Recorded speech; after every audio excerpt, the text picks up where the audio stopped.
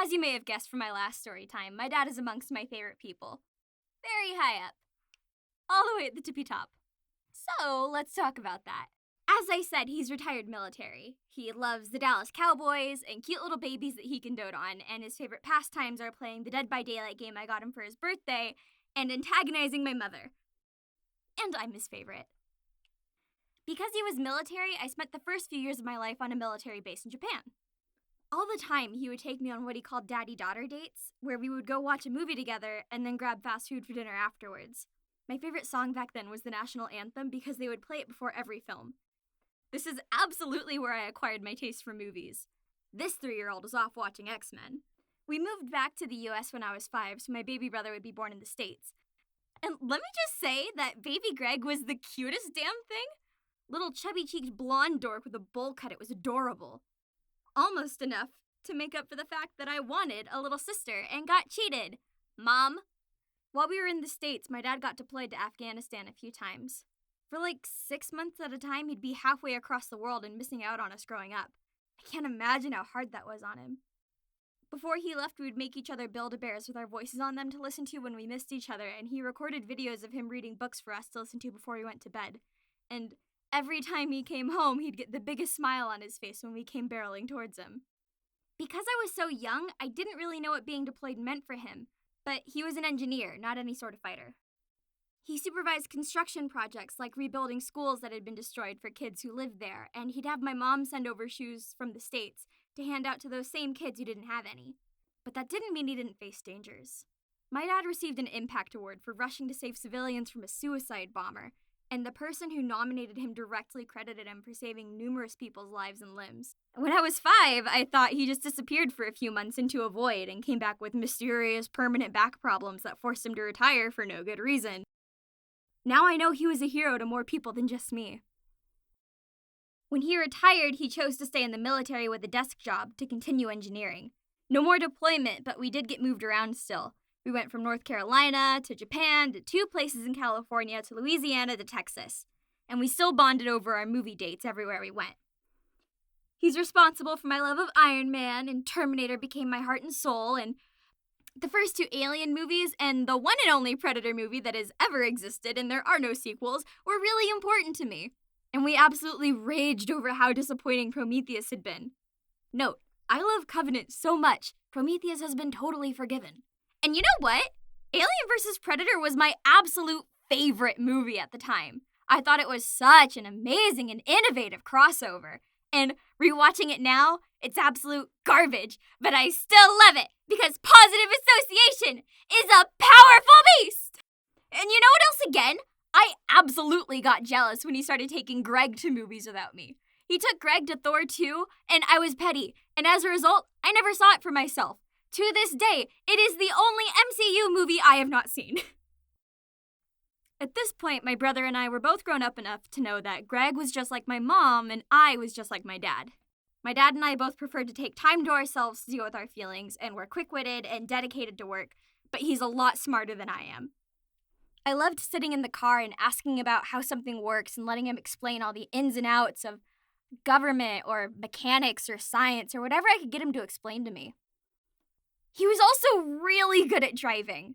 Once while taking me to camp, the roads were slick and our back tires flew out to the side. He didn't even bat an eye. He just corrected the steering wheel and eased us back into the lane no problem. And I remember saying, "Wow, you did that so easily!" And still totally straight-faced, he said, "I almost just shit myself." And went on to explain how important it was to stay level-headed while driving. Learning to drive was an interesting experience because of this. The moment I got my permit, my dad tossed me the keys and said, "You drive home." And I said, "What?" Literally my first time ever driving. And for some reason, he trusted me. More than I could say for my mom! I learned to drive at about 17, and I moved out as soon as school ended after I turned 18. I was a little desperate for independence, so I made some choices I shouldn't have made. Without going into too much dirty laundry, I moved in with someone who was dangerous and tried to earn my trust to tear me down. But I just thought they were my friend who loved me. I didn't see through them, but my dad did. And he tried to deter me with fatherly advice, but he never tried to make a decision for me. And for the time that I lived with and moved around with this person, he did his best to support me in my journey of learning to be an independent adult. Eventually, though, he made it clear he couldn't help this person systematically take advantage of me any longer, and he pulled his support off the table. He was still emotionally there for me, but he couldn't be my crutch any longer, and I needed to see for myself that this person didn't care enough about me to step up and fill his void. As frustrating as it was at the time, I was never mad at him for it. At this point, I'm very glad he did that. As much as I wanted to believe in and help this person, I did come to realize how badly I had been played, and I'm able to recognize these situations quickly now so I don't play into someone's hands again. Backtracking a bit, the last apartment I had with this person is when I got him the PS4 and Dead by Daylight for his birthday so that we could still bond when we were so far apart. He didn't like the game at all at first, but because he thought that playing it would be our only way to really connect with me halfway across the country, he played nonstop until he became a top-tier player. He'd be playing for hours and then going out and chopping wood to get out his frustration because he died too much. We only got to play together once before, as mentioned previously, I realized the kind of person I was living with and I needed his help.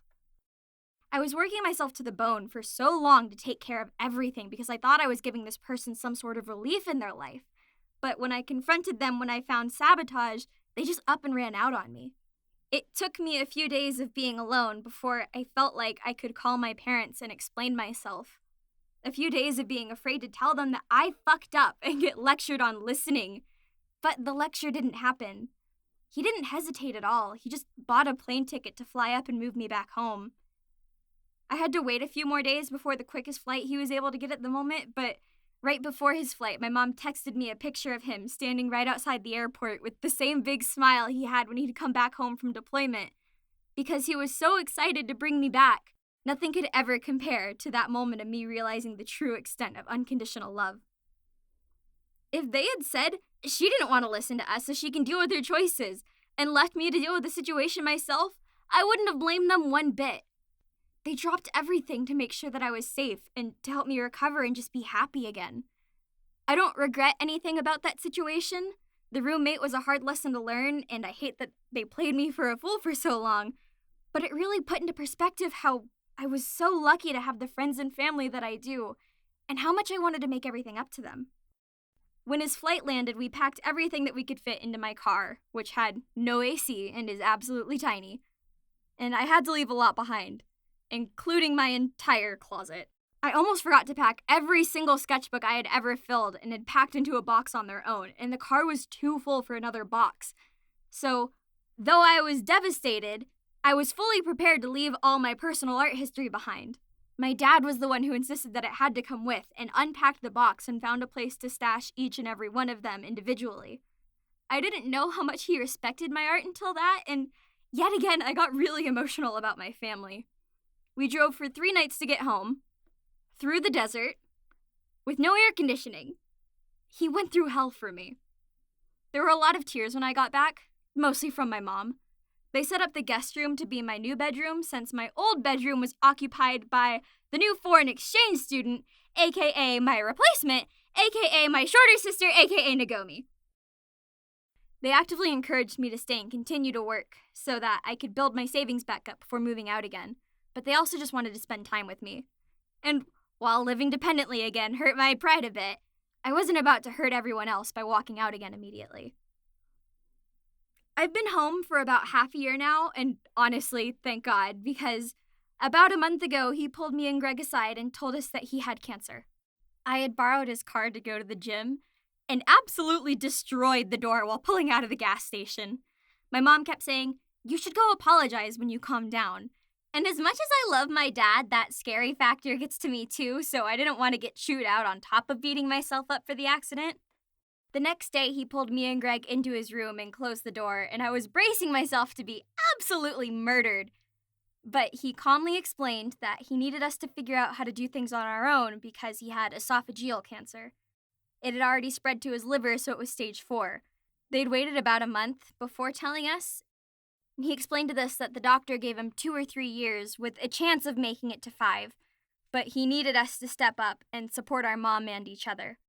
Being given an expiration date like that really forces you to consider what you want to do with your life, But now I knew I wanted my pilot episode out in the next 2 years so he could at least see my studio start if he couldn't see it through all the way to my bigger projects. Were there any trips that we could take him on? Did he have a bucket list? Was getting married in the next 2 years so he could give me away possible? If he beat the odds and made it to 5 years, could I give him his first grandkid? What could I do to make the last few years the best that they could possibly be and show him that I would be okay without him? Would I be okay without him? Of all the things that I was scared that he would miss out on, the only one I felt like I could control was my work. So I threw myself in headfirst to work longer and harder so that I could show him what I was going to do with my life and so I could start helping with covering bills so he'd be able to quit his job. 2 years to spend time with him when he wasn't too exhausted and keep everyone happy and put my life's dream into immediate action. Making plans to take him to my old apartment and go on family trips and get a bucket list from him that we could put into action. It sucked, but we had time. 2 years wasn't enough, but we had breathing room. And wouldn't you know it, 5 weeks later, he was gone. The first round of chemo shrunk his tumors by 30%, but his kidneys had been experiencing unrelated issues, and they went into failure in the process. He was admitted to the hospital for a fever. We only expected him to be there overnight, but instead he stayed for a week and had to go into intensive surgery to fix it. Mom called us in the morning before his surgery, so Greg missed his first day of school. She wanted to make sure that he got to see us all in case of the worst case scenario. We were all waiting around for a while until Grandma got there, so I stood with him and joked about Mom fretting too much and how I was here for him and I'd hurry people out of the room soon so he could get this over with. The last words I heard from him were rolling his eyes at my mom and Greg and telling the doctor that I was his favorite. And I held on to his wedding ring so that if he got too swollen, it wouldn't hurt his finger. Someone visited every day thinking things were almost over and we'd bring him back soon, but the doctor called us in at 6 a.m. and said to bring everyone who would want to see him. Up until that point, I'd personally taken the role of keeping the mood light and people laughing and happy because my mom had been so devastated, but I really couldn't keep it together that day. The doctors said they wanted to give us a chance to say goodbye and let him die peacefully now, but Mom stopped crying and became an absolute rock to say that he didn't go through the last week to peace out so easily, that he'd want Highway to Hell to blast at his funeral and we were going to let him have it. He'd said way before cancer ever happened as a joke that he wanted Highway to Hell to blast at his funeral, and she said we were going to let him have it. One last chance to do everything in the doctor's power to bring him home again. A lot of our close friends came to spend time in his room for the day. His coworkers were coming in and out, and he was so sedated that he couldn't move or interact, but we had to assume that to some extent that he could hear us. Everyone was telling stories about him, and it was all so apparent how much of a positive impact he'd had in these people's lives. I made a whole setup assuming that I'd be there for a few days overnight, and I'd get some work done, and I'd be right there when they could loosen the sedation and he could breathe on his own again and he could hug me. We only got 8 hours before they made us leave the room, and then maybe 2 minutes later it was all over. I didn't get my 2 years.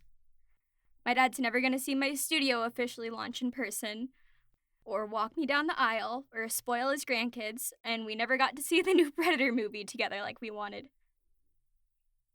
But when a friend took me home from the hospital, it was suddenly blowing so strong, and I almost felt like I was going to be swept away. I rolled the windows down in the car and let it tangle my hair beyond repair and pressed my glasses into my face so hard I thought they might break, and it felt like him. It was strong, like how strong he had been to put himself through all this pain for us, for everyone he'd ever put himself through pain for. And other than my dad's strength, I thought about my mom's. She lost both her parents young. They didn't get to see a lot of what my dad won't get to see. But she's here, and she's had a happy life, and she loves us. I know she cries because she loves him and she misses him, but I also know she cries because she never wanted me or Greg to go through what she did.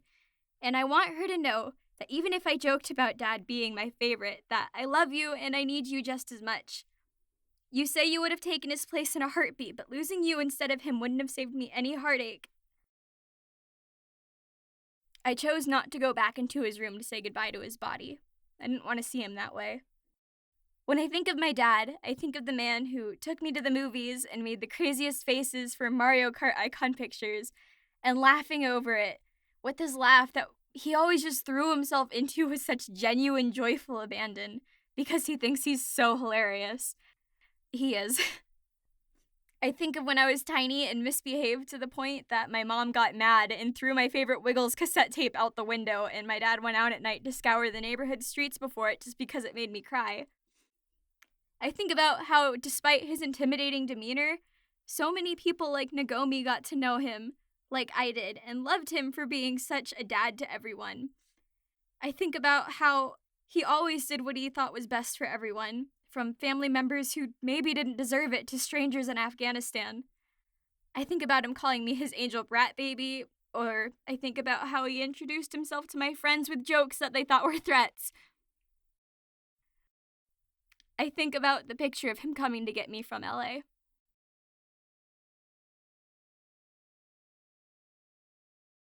The day my dad died, my mom kept saying that he was making a heroic effort. And she was absolutely right in more ways than one. He's my hero. Even if the dreams of him seeing where I can take my life are gone, I'll make it through this. And when I get back on my feet, I'll work just as hard. And I'm gonna make him proud.